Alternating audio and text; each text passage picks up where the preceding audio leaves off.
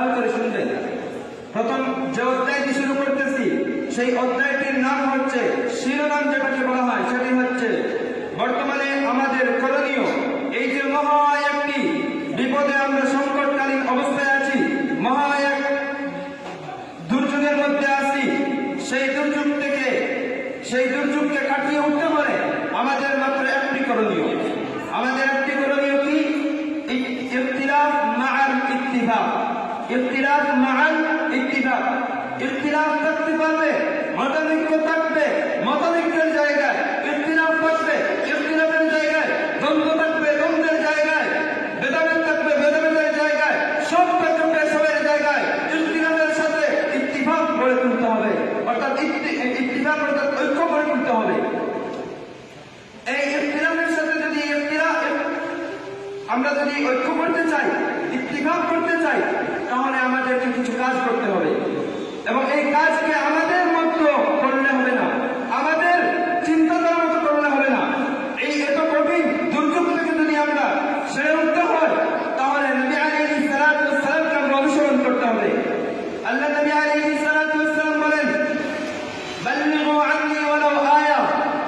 আল্লাহ তাবারাক ওয়া তাআলা বলেন, ইয়া আইয়ুহান রাসূল বাল্লিগ মা উনজিলা ইলাইকা মিন রাব্বিক। আল্লাহ তাআলা বলেন, আমি যা তোমাকে দিয়েছি তুমি আমার পক্ষ থেকে তা উম্মতের কাছে পৌঁছে দাও। নবী আলাইহিস সালাতু ওয়াস সালাম বলেন, বাল্লিগু আন্নী ওয়ালাউ আয়া, আমি তোমাদের কাছে যা পৌঁছেছি তোমরা আমার পক্ষ থেকে পরবর্তীদের কাছে পৌঁছে দাও। তারপরও আল্লাহ রাব্বুল আলামিন বলতেছেন, যখন পৌঁছে দেবেন তখন তো আমরা সবাই এক কাতারের মধ্যেই থাকবো। এটা তো আল্লাহ তাবারাক ওয়া তাআলা জানতেন, আমরাও তো এক কাতারের মধ্যে থাকবো, এটা তো চিন্তাধারা বলে। কিন্তু তারপর আল্লাহ রাব্বুল আলামিন ওই 1400 বছর আগে নবী আলাইহিস সালাতু ওয়াস সালামের মাধ্যমে পবিত্র কোরআনের মধ্যে ঘোষণা করেছেন, ওয়াতাসিমু বিহাবলিল্লাহি জামিআন ওয়া লা তাফাররাকু। তোমরা এক রশিতে ঐক্যবদ্ধ হয়ে থাকো, আঁকড়ে ধরো, তোমরা ফারাক হইও না, তফাত হইও না, তোমরা ভাগে ভাগে বিভক্ত হইও না। তারপর আল্লাহ রাব্বুল আলামিন ঘোষণা দিয়েছেন। বন্ধুগণ আমার, এই নবী আলাইহিস সালাতু ওয়াস সালামের দ্বারা যদি আমরা অনুসরণ করতে হয় তাহলে কিভাবে করব? আল্লাহ নবী আলাইহিস সালাতু ওয়াস সালাম কিভাবে দ্বারা আমাদেরকে দিয়েছেন সেইটা হচ্ছে, তৎকালীন যুগে যত মানুষ আছেন, যত নারী পুরুষ আছেন, সকলকে আল্লাহ নবী আলাইহিস সালাতু ওয়াস সালাম তিনটি শ্রেণীতে ভাগ করেছিলেন। কয়টি শ্রেণীতে? তিনটি শ্রেণীতে ভাগ করেছিলেন। প্রথম শ্রেণীর নাম হলো লিডার টিম, দ্বিতীয় শ্রেণীর নাম হলো কর্মী টিম, তৃতীয় শ্রেণীর নাম হলো স্বতন্ত্র টিম।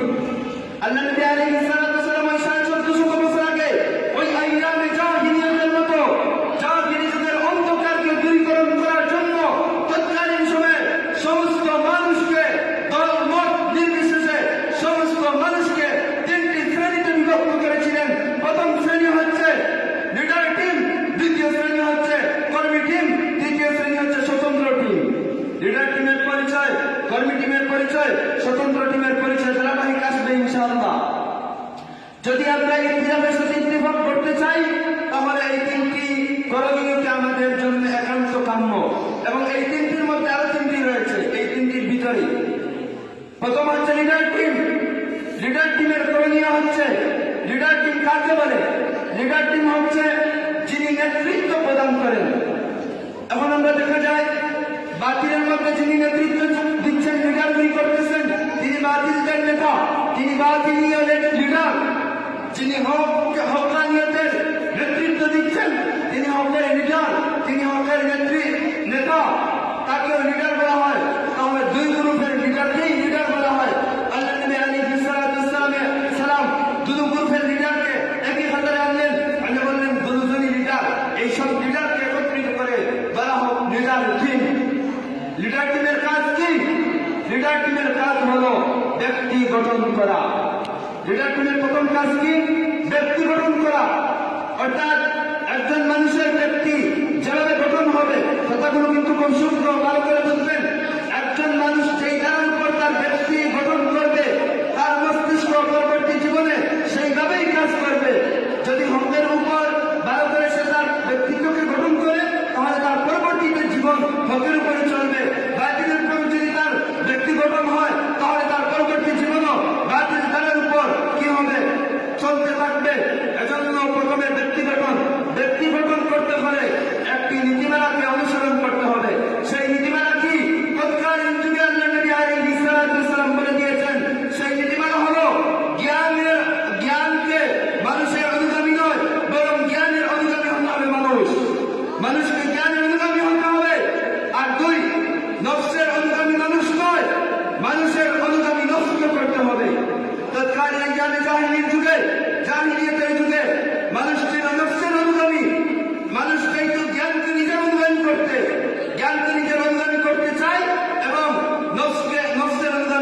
হয়ে যায়।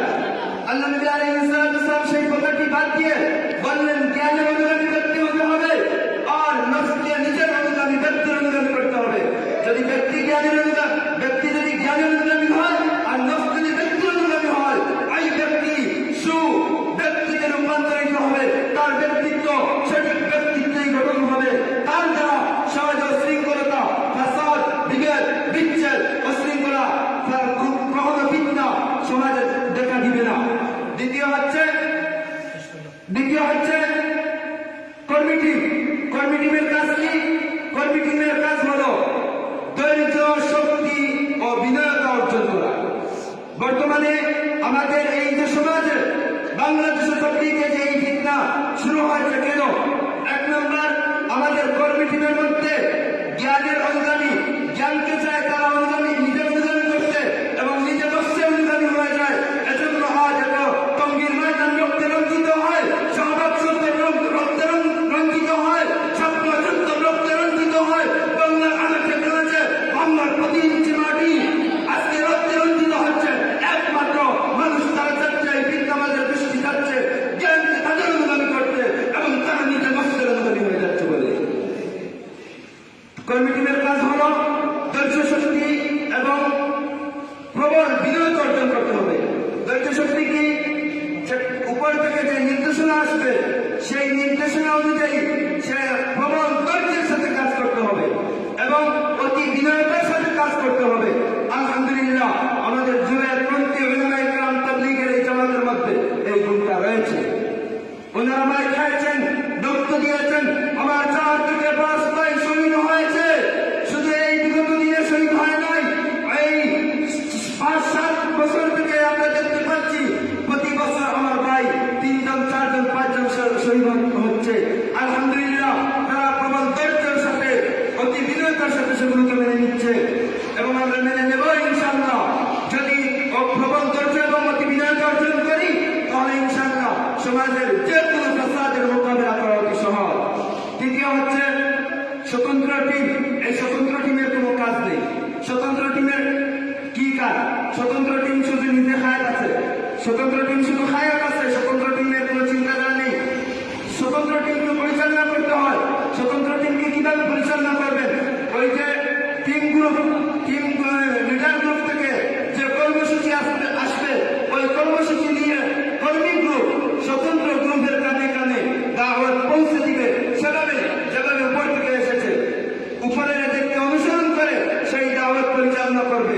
তাদেরকে বাদ দিয়ে যদি তারা দাওয়াত পরিচালনা করে স্বতন্ত্র গ্রুপের মধ্যে, তাহলে স্বতন্ত্র গ্রুপের মধ্যে ফাসাদ, হিংসা সমাজে অগ্নিকণ্ঠ জ্বলে উঠবে। আমরা যেটা বর্তমানে দেখতে পাচ্ছি। এবং বর্তমানে আমরা এই সংক্ষেপে আমি বর্তমান দলীয় টিমকে বললাম, কর্মী লিডার টিম, ব্যক্তিগত কর্মী টিম, প্রবল ধৈর্য শক্তি ও বিনয়তা অর্জন আর স্বতন্ত্র গ্রুপের কাছে অন্যের গীবত বাদ দিয়ে দিনী কাজকে প্রতিযোগিতার সাথে এগিয়ে নেওয়া, আত্মসমালোচনা বাদ দিয়ে, অন্যের সমালোচনা বাদ দিয়ে কি করতে হবে? ধৈর্যের সাথে প্রতিযোগিতার ভাবে দিনের কাজকে এগিয়ে নেওয়া। এটা যদি করতে পারি, এই কর্মীগুলোকে যদি আমরা মানতে পারি, ইনশাআল্লাহ টঙ্গীর ময়দানে আর কোন নাস্তিক জন্ম নেবে না, শাপলা চত্বরে আর কোন নাস্তিক জন্ম নেবে না, শাহবাগ চত্বরে আর কোন নাস্তিক দাঁড়িয়ে নবীর বিরুদ্ধে, কুরআনের বিরুদ্ধে, তাবলীগের বিরুদ্ধে, উলামায়ে কেরামের বিরুদ্ধে, কওমের বিরুদ্ধে আর কোন কথা বলতে পারবে না। ইনশাআল্লাহ আমরা আল্লাহ নবী আলাইহিস সালাতু ওয়াস সালামের এই কালামকে অনুসরণ করে দ্বীন ইসলামের এই যে তাবলীগী পতাকে আল্লাহ নবী আলাইহিস সালাতু ওয়াস সালামের দ্বারা থেকে আমাদের সিনা পর্যন্ত যেইভাবে দাওয়াত তাবলীগের কাজ চলতেছে, সেইভাবে কিয়ামত পর্যন্ত এই দাওয়াত চলতে থাকবে। এই দাওয়াতের মিশনের সামনে যে দাওয়াতে ধ্বংস হয়ে যাবে, আর ধ্বংস নিবার্তিত ইনশাআল্লাহ। আল্লাহ রাব্বুল আলামিন সমস্ত বাতিলের মোকাবেলা করার আমাদেরকে তৌফিক দান করুন আর তার দ্বীনকে পরিপূর্ণ আকারে যেভাবে তিনি আমাদের নিকট পৌঁছে দিয়েছেন সেভাবে কিয়ামত তক মানুষের নিকট যেন পৌঁছালেন সেই কামনা করে আজকের বক্তব্যের ইতি টানছি। ওয়া আখিরু দাওয়ানা আলহামদুলিল্লাহি রাব্বিল আলামিন। ধন্যবাদ আলবনী ছাত্র সংসদ, ধন্যবাদ প্রিয় সহবন্ধুগণ।